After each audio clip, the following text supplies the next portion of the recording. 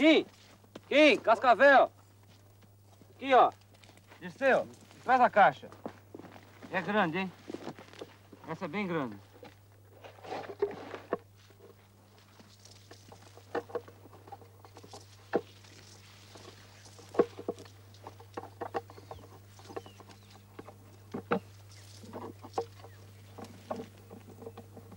Tá pronto? Puxa com a chave que é melhor. Ela tá aqui. A cabeça dela tá aqui. Cutuca daí que eu tiro daqui. This is the perfect location for anacondas. They've become very rare.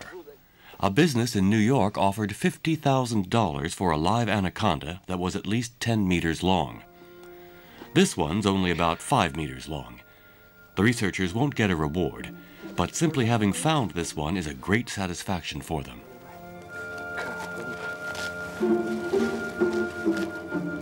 What?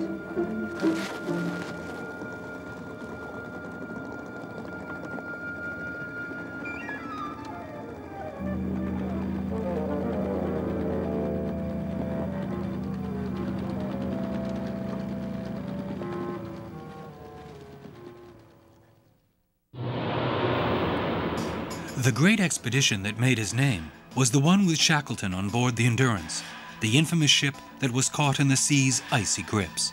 Frank Hurley, famous Australian cinematographer, made his mark at the beginning of the century in numerous explorations, notably England-Australia by airplane, a trip that lasted more than 30 days. Frank Hurley, the most famous Australian cinematographer.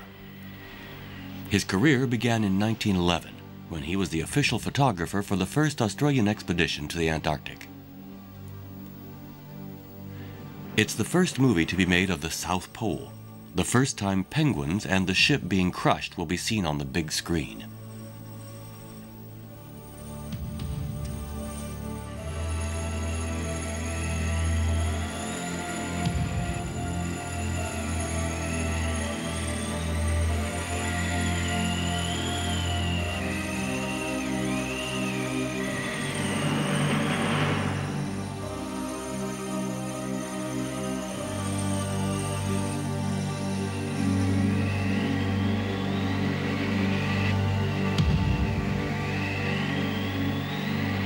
The film will be seen around the world and attract the attention of Ernest Shackleton.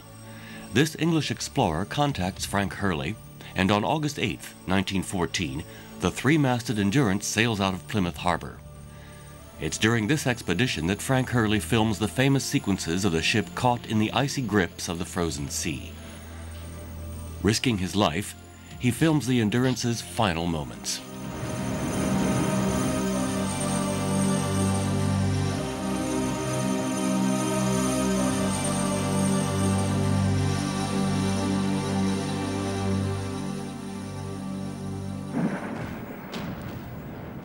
(1914 to 1918).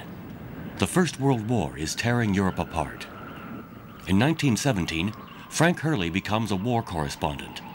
Photographer replaces cinematographer, but the talent is the same, as is a sense of the dramatic. Back in Australia, he receives a telegram from his old friend, Captain Ross Smith, asking him to join up for a new adventure, England-Australia by plane in 30 days.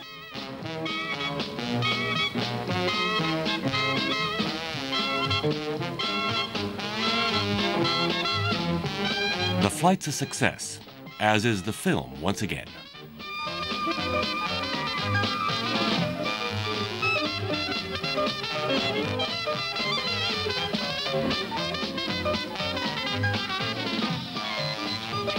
In 1920, Frank Hurley leaves for New Guinea, an unexplored territory inhabited by a primitive tribe, the Papuans.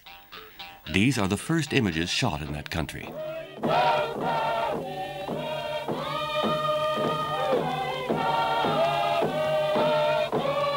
Australian businessmen offer an aquaplane to the expedition. It's the first airplane the Papuans have ever seen. Frank Hurley and his companion are taken for living gods, and the plane becomes an object of veneration. The village chiefs offer the two men a pig, a sacred pig, which is accepted with the dignity required by this type of ceremony. And Frank Hurley continues to film. It's another success.